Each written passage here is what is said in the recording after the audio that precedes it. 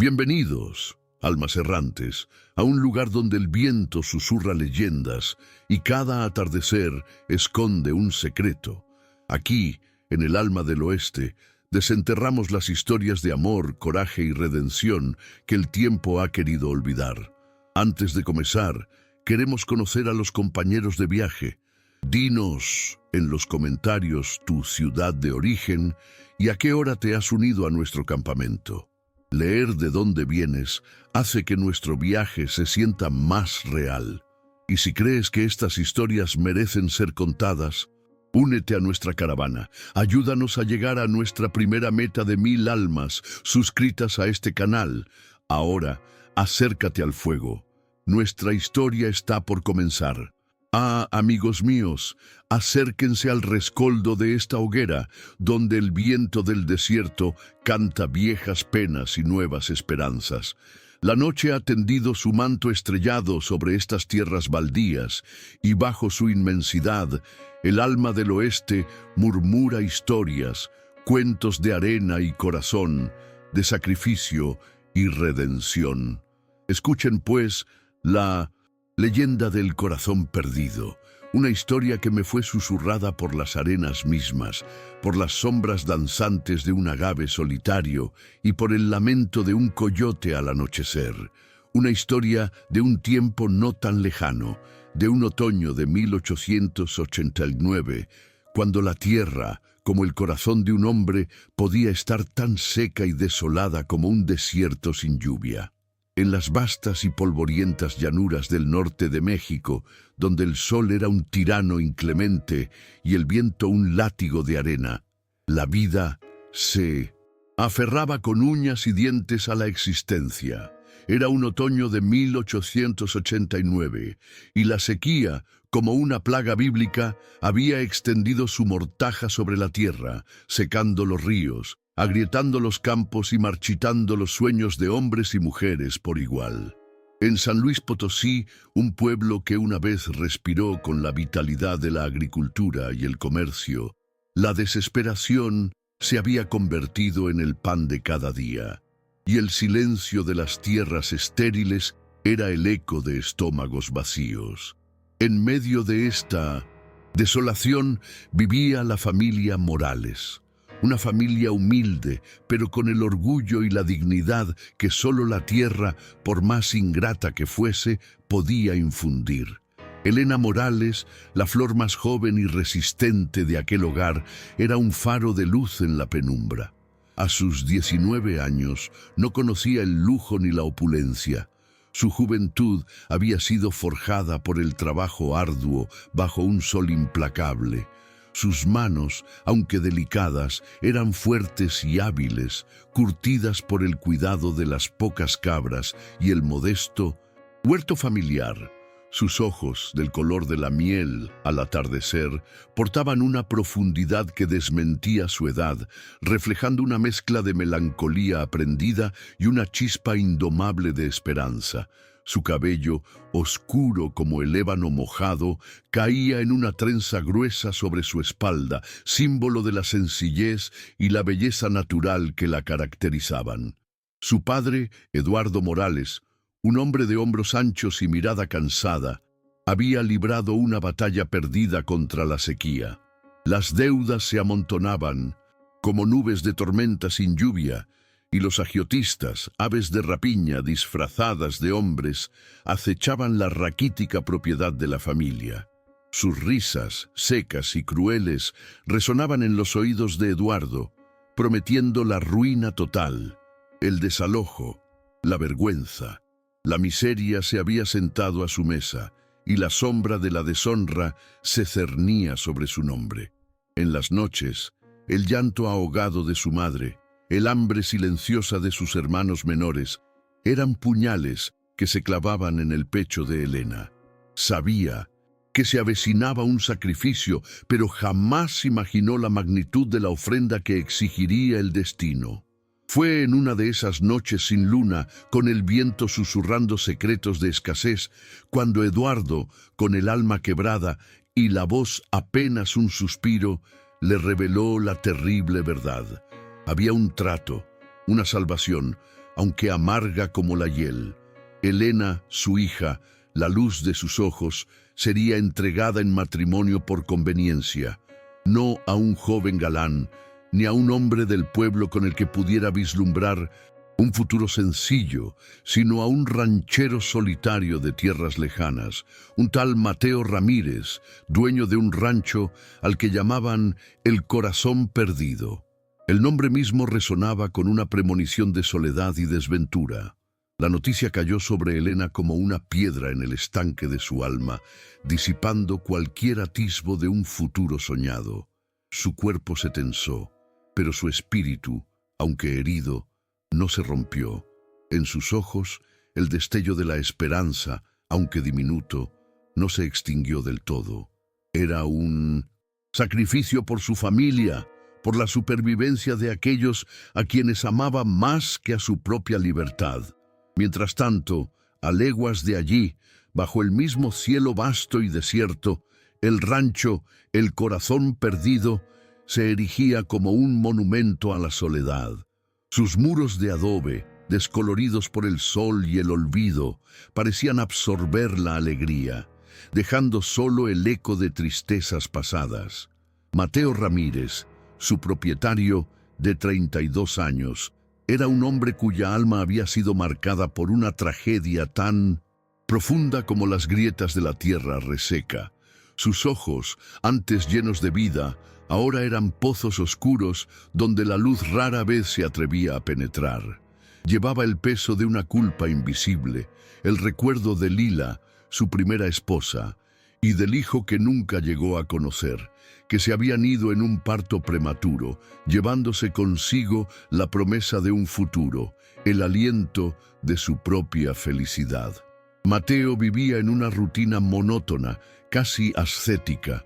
Las mañanas se desvanecían entre el polvo del ganado y el sudor de la labor, las tardes en el silencio de un hogar demasiado grande para un solo hombre.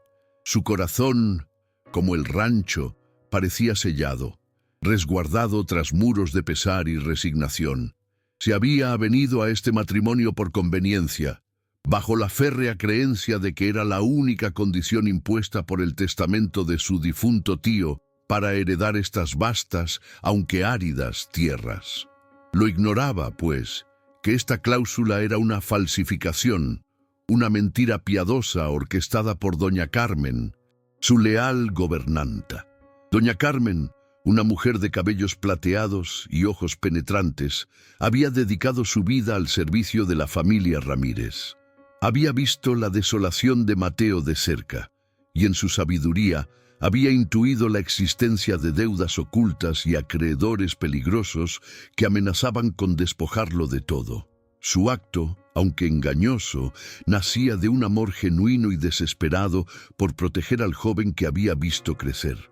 La verdad era un arma de doble filo, y doña Carmen había elegido la mentira como escudo, sin saber que al hacerlo tejía una compleja red de engaños que el destino se encargaría de desentrañar. El viaje de Helena fue una travesía a través de la desolación misma. El sol, un disco incandescente en el cielo sin nubes, la acompañaba sin piedad. El traqueteo de la carreta cargada con sus pocas pertenencias y el peso de su destino era el único sonido que rompía el silencio opresivo del desierto. El polvo se adhería a su piel, a su ropa, a sus esperanzas. Cada legua recorrida era un paso más lejos de su familia, un paso más cerca de lo desconocido. Los días se fundían en noches estrelladas, donde el frío del desierto calaba los huesos y el ulular de los coyotes se mezclaba con sus propios temores silenciosos. Miraba las estrellas, vastas e indiferentes, y se preguntaba si alguna vez volvería a sentir la calidez de un hogar verdadero, el amor no condicionado por la desesperación. En su corazón, una pequeña llama, alimentada por la promesa silenciosa de amor, a su familia se negaba a extinguirse. Era la llama de su espíritu indomable, la que, aunque aún no lo sabía, estaba destinada a derretir el hielo que rodeaba el Corazón Perdido en aquellas vastas llanuras. El día de la llegada de Elena al rancho El Corazón Perdido, amaneció con un cielo de un azul implacable, sin una sola nube que prometiera alivio. La carreta, destartalada y cubierta de polvo, se detuvo frente a la casa principal. Elena bajó, sus piernas entumecidas por el largo viaje, sus ojos escrutando el rancho. Era un lugar sombrío, vasto y silencioso, como si el tiempo se hubiera detenido allí hace mucho. Las paredes de adobe, de un color tierra desvanecido, parecían absorber la luz, y las pocas ventanas, como ojos vacíos, revelaban poca vida en su interior. Un caballo solitario, de un pelaje oscuro y mirada fiera, pateaba la tierra cerca de un corral, su irascibilidad reflejando la tensión del lugar. Al poco, la puerta principal se abrió y apareció doña Carmen. Su figura, pequeña y encorvada por los años, emanaba una autoridad tranquila. Sus ojos, de un gris penetrante, evaluaron a Elena con una mezcla de curiosidad y un rastro de compasión. Detrás de ella emergió Mateo Ramírez. Alto, de hombros anchos y rostro curtido por el sol, su presencia era imponente, casi intimidante. Sus ojos, de un negro profundo, se posaron en Elena con una frialdad que la heló hasta los huesos. No había en ellos ni una chispa de curiosidad, ni un atisbo de emoción, solo una resignación pétrea. Era un hombre que ya había perdido demasiado para permitirse sentir de nuevo. «Bienvenida a El Corazón Perdido, señorita Morales», dijo Mateo, su voz grave y sin inflexión, como el filo de una navaja. «Espero que su viaje haya sido llevadero». La formalidad de sus palabras, la ausencia de cualquier calidez, dejó claro que este no era un encuentro de almas, sino un mero acuerdo de negocios. Elena asintió, su voz apenas un susurro. «Gracias, señor Ramírez. Ha sido largo». El matrimonio se celebró esa misma tarde, bajo la mirada silenciosa de doña Carmen y un par de peones, sus rostros impasibles, acostumbrados a las excentricidades de los patrones. Fue una ceremonia austera, desprovista de fiesta o alegría, más parecida a un juramento ante un tribunal que a la unión de dos vidas. Las palabras del juez de paz, recitadas con la prisa de quien cumple con un trámite, se desvanecieron en el aire seco. Elena, vestida con el único vestido digno que poseía, de un color crema desvaído, sintió el peso del compromiso como una cadena invisible. Sus manos se aferraban al pañuelo bordado que su madre le había dado, el único vestigio de su hogar. Mateo, a su lado, era una estatua de dureza, su mirada fija en algún punto impreciso del horizonte. No hubo un beso, ni un apretón de manos, solo un asentimiento final que sellaba su destino. Los primeros días en El Corazón Perdido fueron una prueba de fuego para Elena.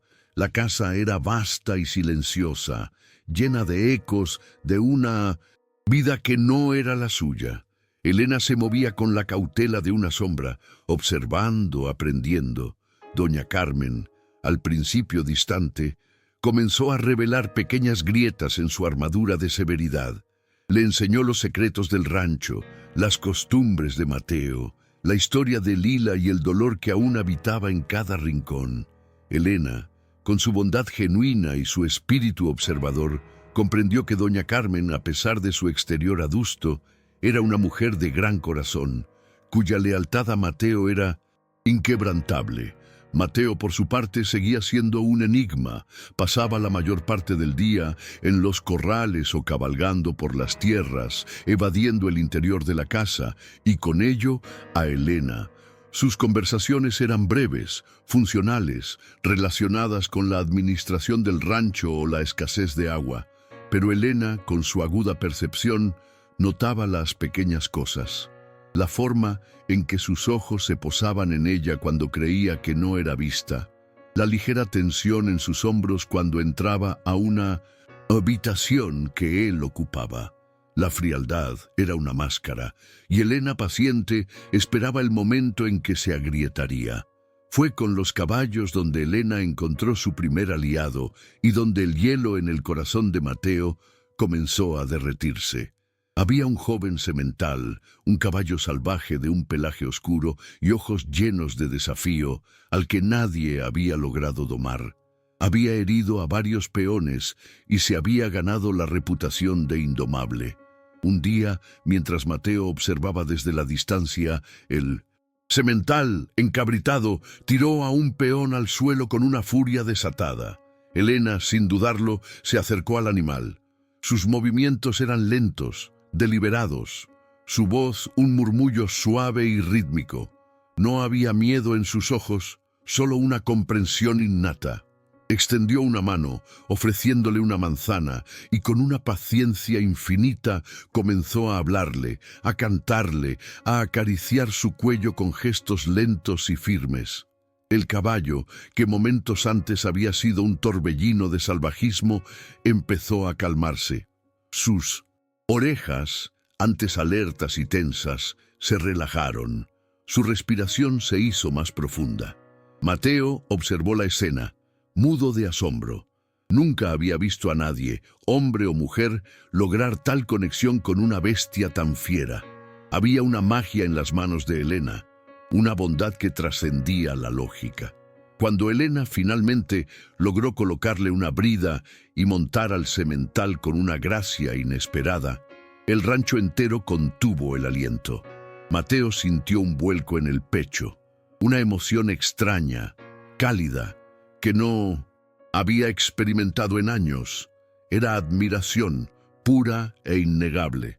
A partir de ese día, algo cambió. Mateo empezó a buscar la compañía de Helena, aunque fuera a través de silencios compartidos. La invitaba a cabalgar por las mañanas, a observar el ganado.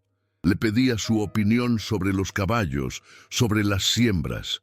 Sus conversaciones, aunque aún limitadas, se volvieron más personales.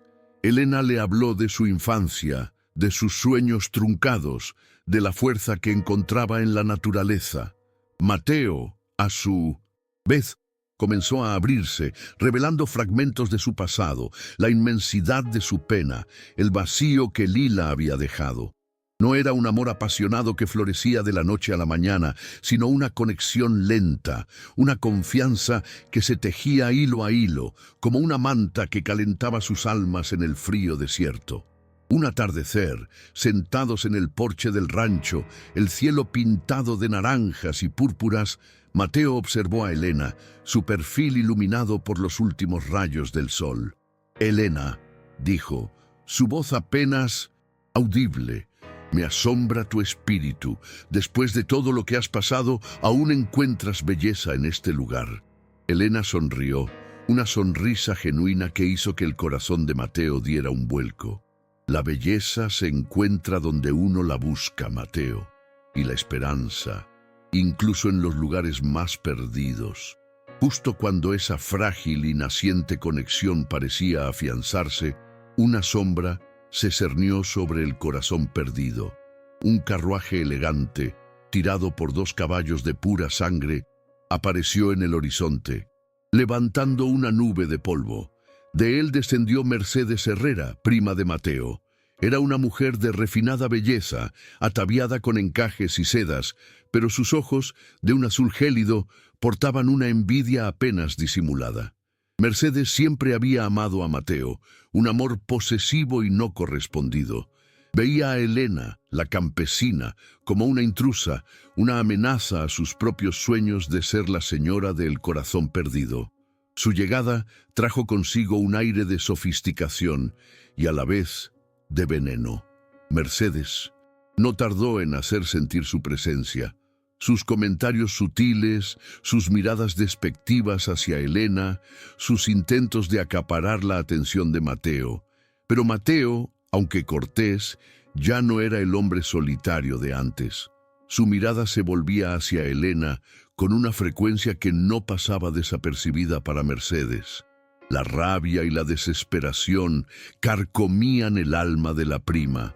En su ceguera, impulsada por un amor no correspondido y una envidia corrosiva, Mercedes tomó una decisión imprudente. una que desataría un torbellino de consecuencias.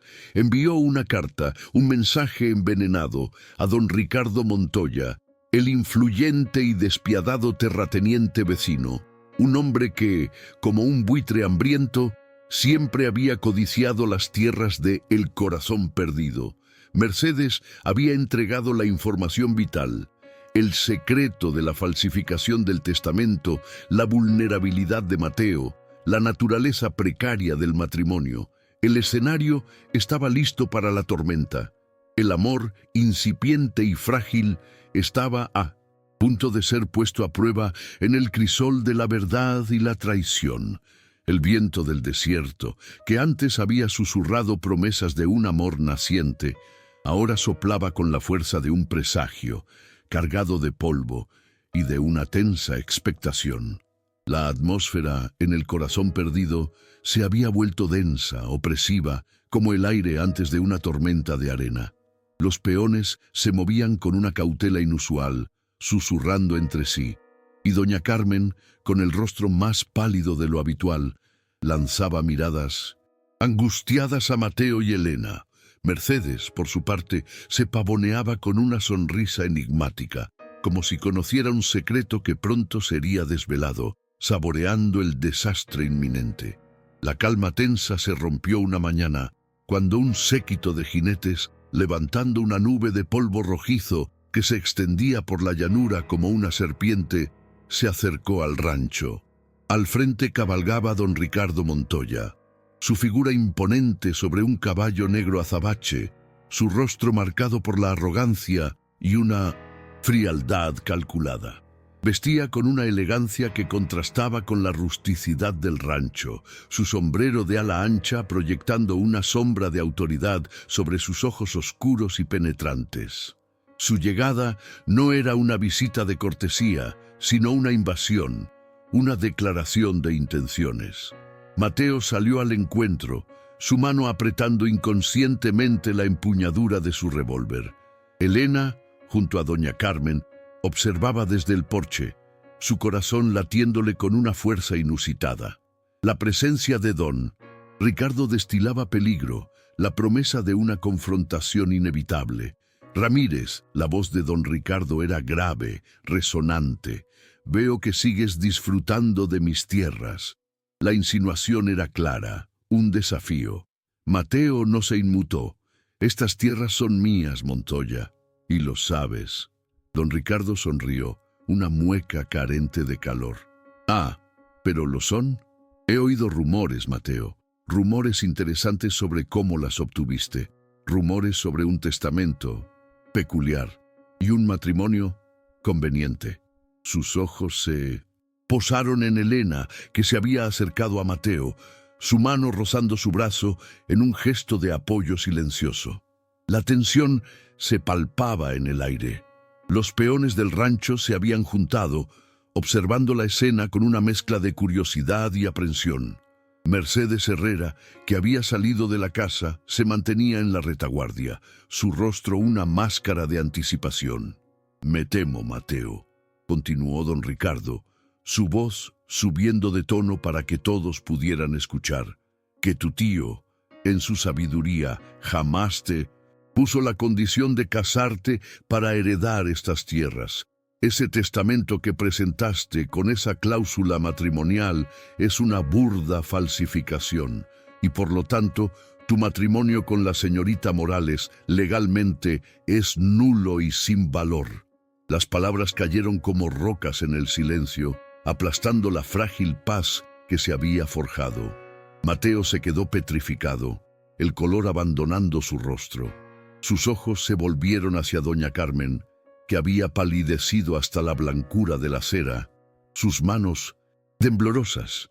La verdad, largamente oculta, había salido a la luz en la forma más cruel imaginable. «¿Es cierto, Carmen?»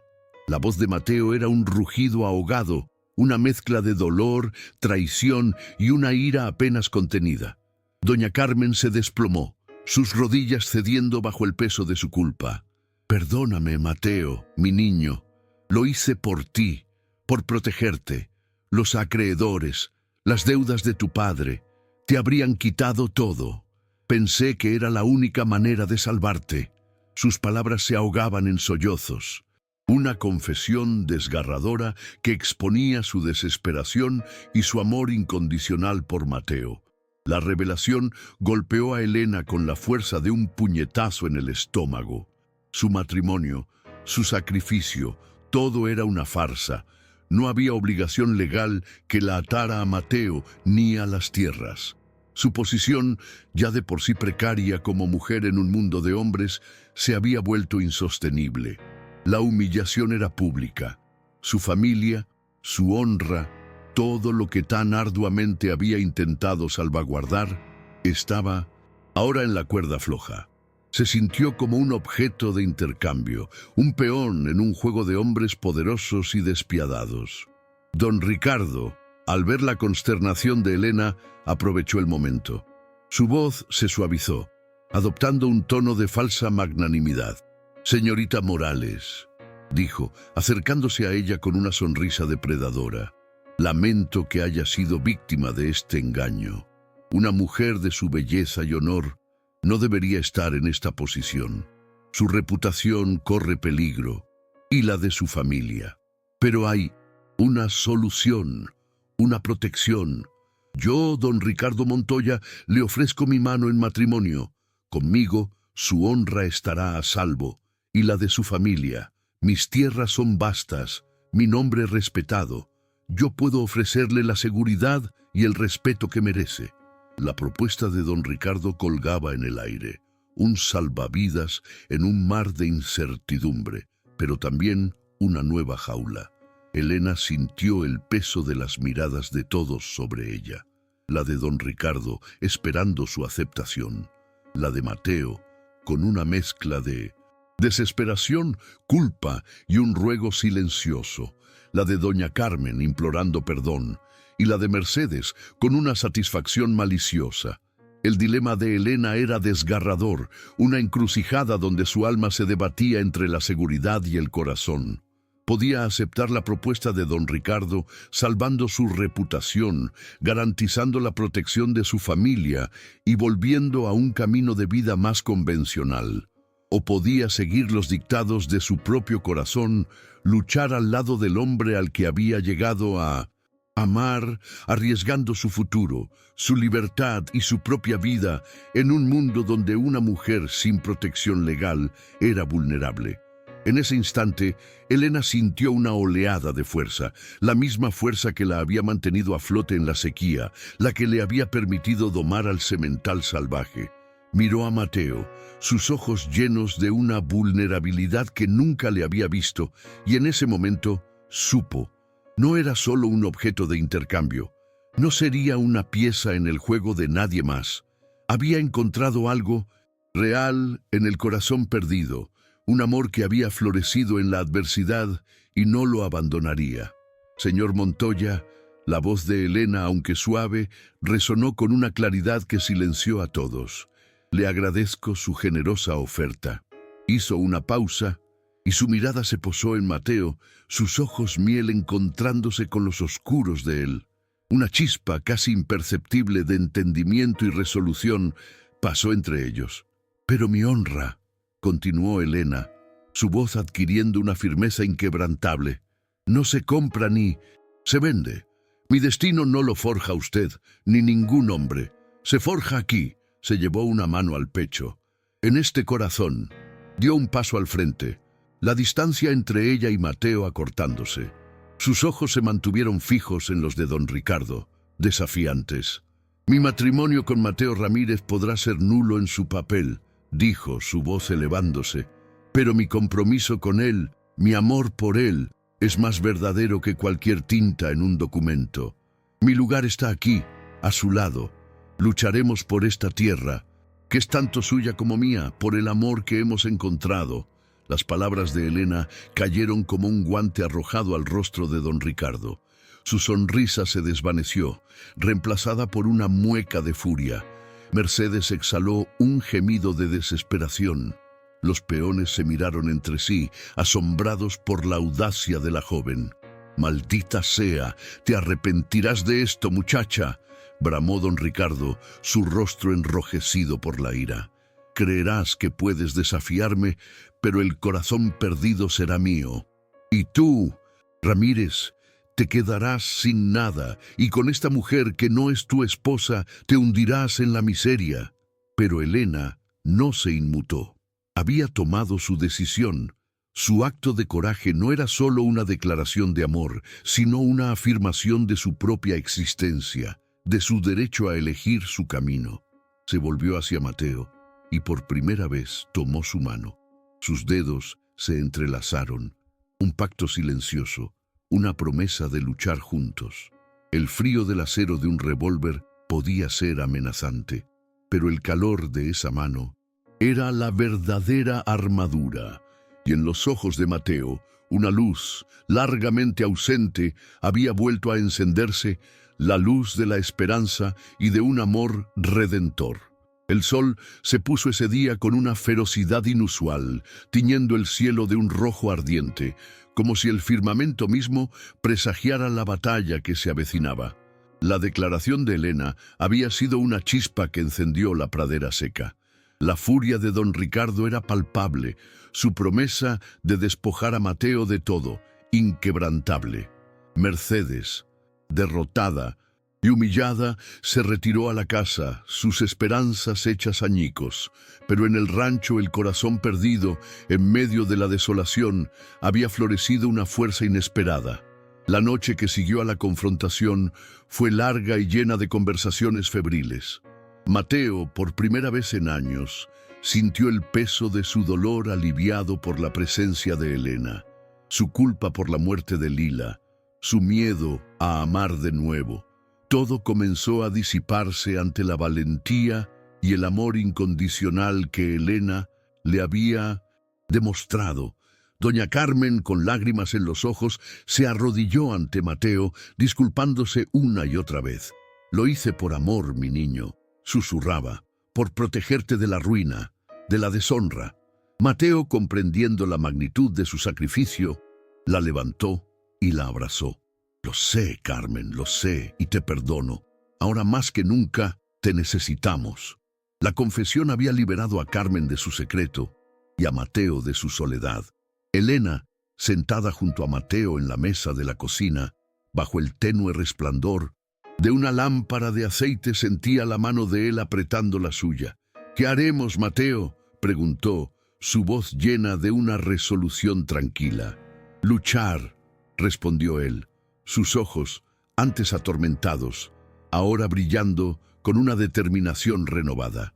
«Lucharemos por esta tierra, por lo que nos pertenece, y por nosotros». Don Ricardo no tardó en actuar.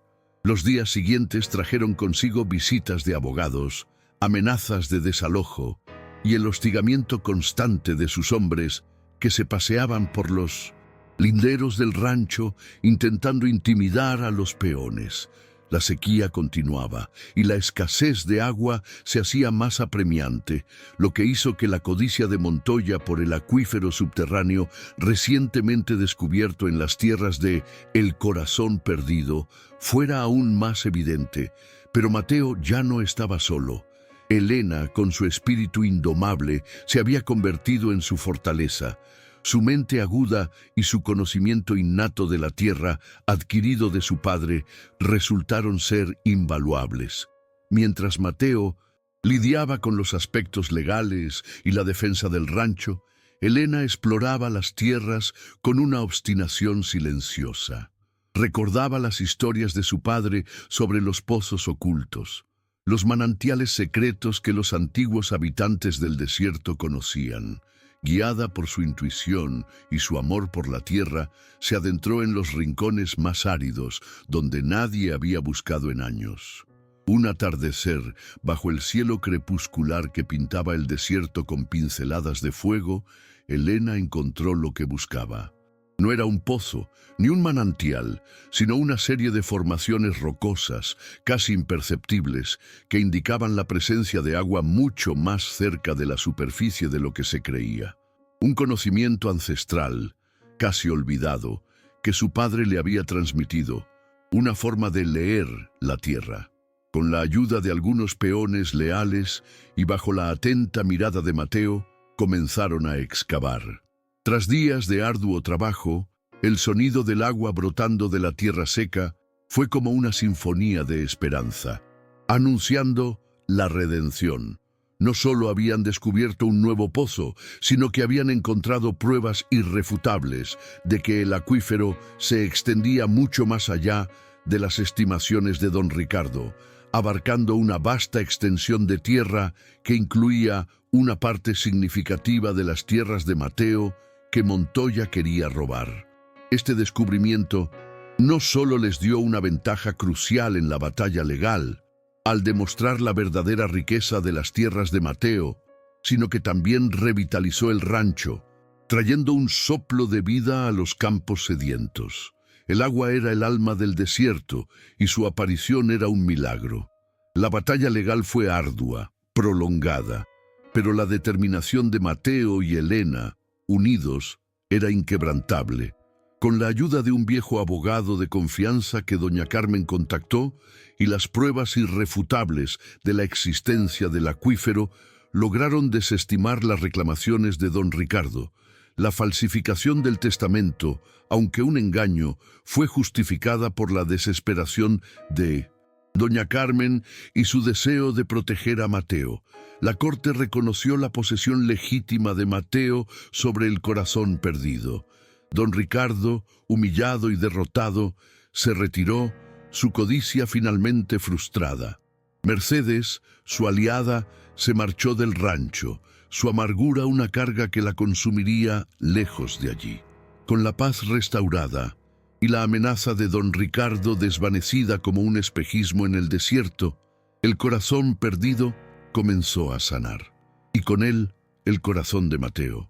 Una mañana, cuando el sol apenas comenzaba a pintar el horizonte con tonos dorados, Mateo encontró a Elena en el corral, acariciando a su semental, ahora completamente domado y noble.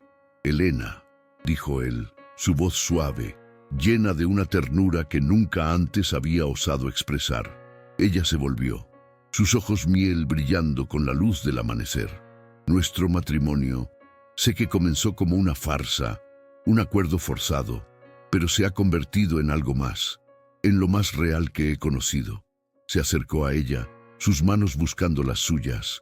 «Quiero pedirte que seas mi esposa de verdad, ante Dios y los hombres, no por una cláusula en un papel, sino por el amor que siento por ti, por la vida que deseo construir contigo, por la familia que podemos formar aquí, en este rancho que ya no está perdido».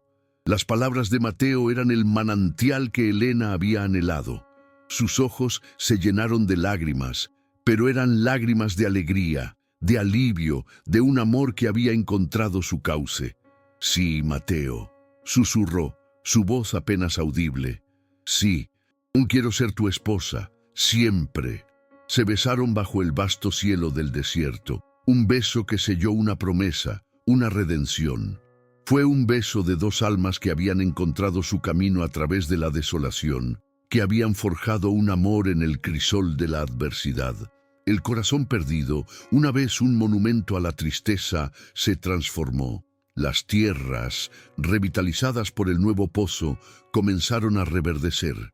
El rancho, lleno del bullicio de los peones y la risa de Elena, ya no era un lugar de soledad, sino un hogar. Mateo y Elena, de la mano, cultivaron no solo la tierra, sino también su relación, una unión construida sobre la confianza, el respeto y un amor inquebrantable. Doña Carmen, liberada de su carga, encontró la paz, cuidando de ellos como a sus propios hijos. Y así, amigos míos, la historia de El corazón perdido no terminó en desolación, sino en redención. La sequía del alma de Mateo había sido regada por el espíritu indomable de Elena. El sacrificio de una joven había llevado al descubrimiento de un amor verdadero y a la forja de un destino propio. El rancho, que una vez fue el espejo de un corazón herido, se convirtió en el corazón encontrado, un testamento a la esperanza que puede florecer incluso en las tierras más áridas, bajo el vasto y eterno cielo del viejo oeste. Que esta historia sea un recordatorio de que, incluso en la más profunda oscuridad, una chispa de amor y coraje puede encender la llama de un nuevo amanecer.